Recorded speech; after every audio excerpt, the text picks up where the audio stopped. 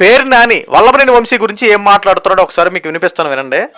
ఖచ్చితంగా వంశీకి ఏమన్నా అవనండి మీ కుట్రల వల్ల వంశీ మరణమే మీ ప్రభుత్వాన్ని బలికి పోతుంది, మీ బలి తీసుకుంటుందని కూడా మీకు హెచ్చరిక జారీ చేస్తూ ఇక్కడ ఏం మాట్లాడుతున్నాడు? వల్లభనేని వంశీకి ప్రస్తుతం ఆరోగ్య పరిస్థితులు బాగలేదు, కానీ పేరు నాని మాట్లాడే మాటలేంటి? మీ కుట్రల వల్ల వల్లభనేని వంశీ చచ్చిపోబోతున్నాడు, చచ్చిపోతే అది టీడీపీ పతనానికి నాంది, టీడీపీ బలి కోరుతుందని చెప్పి వల్లభనేని వంశీ గురించి ఈ పేరు నాని మాట్లాడేటువంటి మాటలు. అసలు నువ్వు మాట్లాడాల్సింది ఏంటయ్యా పేరు నాని? ప్రస్తుతం ఆరోగ్య పరిస్థితులు బాగలేదు, కాస్త బెయిల్ మంజూరు చేయండి, ఈరోజు కాకపోతే రేపొద్దున అరెస్ట్ చేసుకోవచ్చు, లేదంటే కొన్ని రోజుల తర్వాత తీసుకెళ్ళి జైలు శిక్ష చేయండి అని చెప్పి ఈ రకంగా మాట్లాడాల్సింది పోయి, ప్రస్తుతం ఆరోగ్య పరిస్థితులు బాగోనటువంటి వల్లభనేని వంశీని ఏకంగా చంపేయడానికి కూడా రెడీ అయిపోయినట్టు మాట్లాడేవంటే నేనేమనాలి? అంటే నీలో క్లియర్ కట్ కనపడతా ఉంది. వల్లభనేని వంశీ కనుక చచ్చిపోతే శవ రాజకీయాలు చేయడానికి రెడీగా ఉండడానికి క్లియర్ కట్గా కనబడతా ఉంది. నువ్వు మెసేజ్ ఇచ్చేసావు ఆల్రెడీ. మీకు శవ రాజకీయాలు చేయడంలో మంచి ఎక్స్పోర్ట్లు కదా వైఎస్ఆర్సీపీ పార్టీ వాళ్ళు. శవం కనబడతా చాలు శవ రాజకీయాలు చేయడంలో మంచి ఆరుతేరినటువంటి దిట్టాలు మీరు. ఇప్పుడు వల్లభనేని వంశీ, బ్రతుకున్న వల్లభనేని వంశీని చావు కోరుకునేలా నువ్వు మాట్లాడుతున్నావు అంటే నువ్వేమనాలి? నువ్వు బాగలేదు కదా, దాని గురించి మాట్లాడతాం, స్పందించాల్సిన వాడు ఏ రకంగా స్పందించాలి? బ్రతుకున్న మనిషిని చంపేలని చెప్పి చూస్తున్నావు అంటే నిన్నేమనాలి? నువ్వు మళ్ళీ మాట్లాడుతున్నావు రాజకీయాల గురించి. ఇంకోటి, ఈ రోజున వల్లభనేని వంశీ అసలు చేసినటువంటి తప్పేంటి?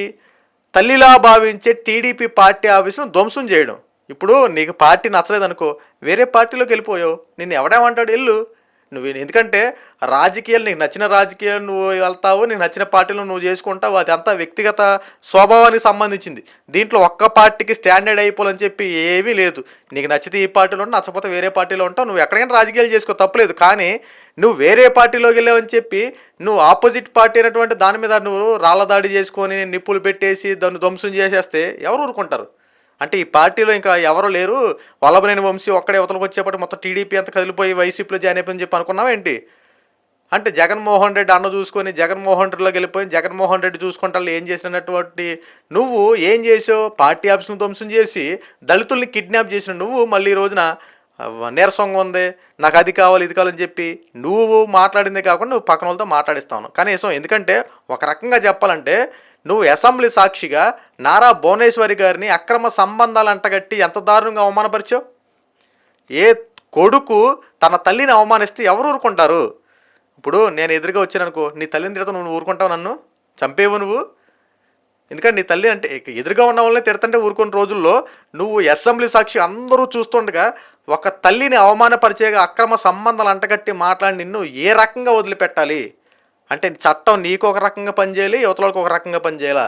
గత 5 సంవత్సరాలు మీరు చేసిన వ్యవహారాలన్నీ ఎలాగో ఎంత దారుణంగా వ్యవహరించారు. ఈ రోజున కూటమి ప్రభుత్వం అందరూ చట్టపరంగా అరెస్ట్ చేస్తూ ఉండంటే మీకు నొప్పి వచ్చేస్తుందా?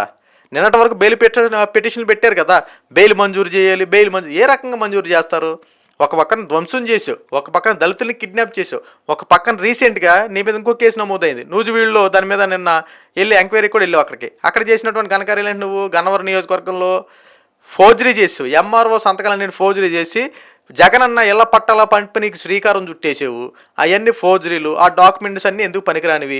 అయితే ఇప్పుడు అవన్నీ వాస్తవాలు బయటపడేపాటికి అబ్బెబ్బా నాకు తెలియదు, అది లేదు అని చెప్పి నీకు వెన్ను నొప్పి, గుండు నొప్పి, కాళ్ళ నొప్పి, కీళ్ళ నొప్పి, రకరకాల నొప్పులన్నీ ఒకేసారి వచ్చేస్తున్నాయి. అంటే ఏది నిజం ఏది అబద్ధం?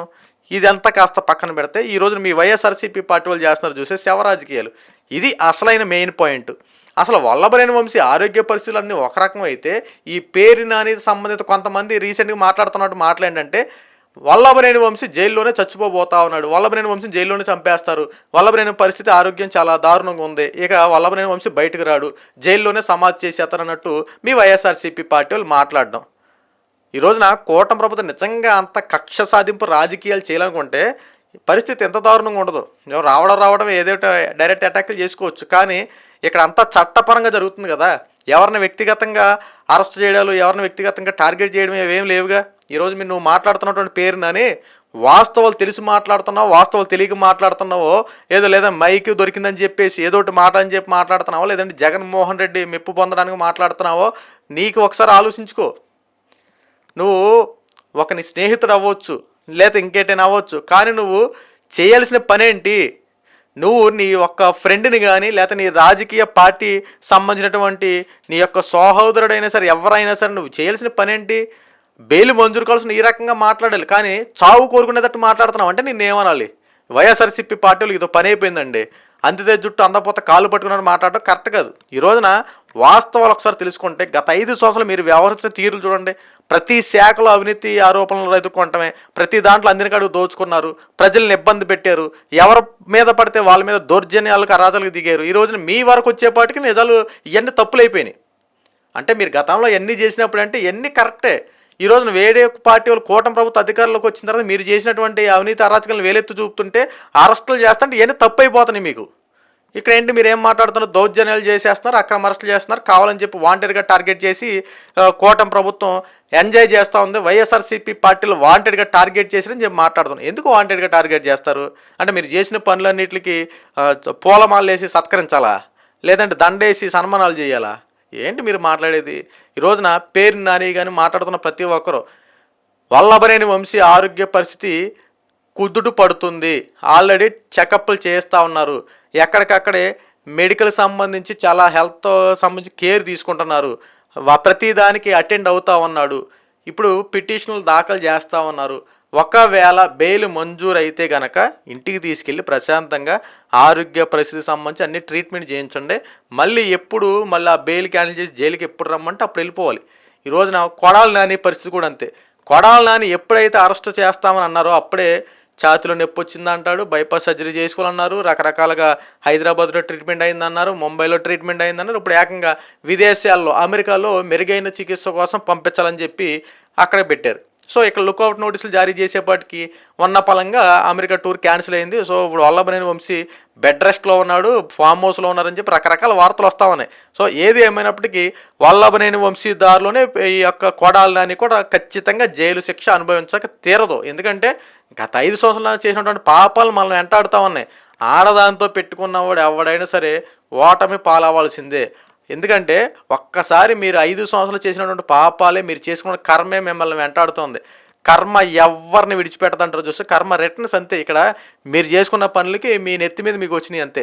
టీడీపీ పార్టీల ఆఫీసులు దోంచు చేయడం ఏంటి, టీడీపీ కార్యకర్తలను కొట్టడం ఏంటి, వాళ్ళని చంపడాలు ఏంటి, వాళ్ళని కిడ్నాపులు చేయడం ఏంటి, అందరికాడు దోచుకోవడం ఏంటి, మళ్ళీ దోచుకున్న దాని మీద మళ్ళీ ప్రశ్నిస్తే వాళ్ళ మీద తిరగబడతాం ఏంటి, ఇష్టానుసారంగా చేసి మళ్ళీ రోజున మమ్మల్ని కావాలని చెప్పి ఇరికిచ్చేస్తున్నారు, కావాలని చెప్పి టార్గెట్ చేస్తున్నారు, మమ్మల్ని కాపాడండి మహోప్రభు అని చెప్పి ఏంటి ఈ మాటలో చేసినవన్నీ చేసేసారు. ఈ రోజున మళ్ళీ అన్ని పక్కా సాక్ష్యాధారాలతో అరెస్ట్ చేస్తుంటే మళ్ళీ దీని మీద కూడా బురద జల్లే రాజకీయాలు చేయడం. ఆ పేరు నాని ఏం మాట్లాడతాడో అర్థం కాదు. కొంతమంది ఉన్నారులేండి వైఎస్ఆర్సీపీ పార్టీలో, అసలు ముందేంటి తెలియదు, వెనకేంటి తెలియదు, చివరేంటి తెలియదు, మధ్యలో ఏంటి తెలియదు. ముందు ఏదో ఒకటి మాట్లాడాలంతే, ఏదో ఒకటి విమర్శన చేయాలంతే. విమర్శలు చేసేసి కూటమి ప్రభుత్వం మీద బురద జల్లేయాలంతే. ఈ రోజున వల్లభనేని వంశీ కోసం వీళ్ళు మాట్లాడాల్సిన మాటలు మీకు అర్థమైపోయి ఉంటుంది. చావు కోరుతున్నారంటే శవ రాజకీయాలు చేయడానికి రెడీగా ఉన్నారు. అయ్యా ఎప్పటికైనా సరే వాస్తవాలు తెలుసుకుని వాస్తవాల ప్రకారంగా మళ్ళీ అంతే బురద జల్లే రాజకీయాలు శవ రాజకీయాలు చేసి మాట్లాడటం మానుకోండి.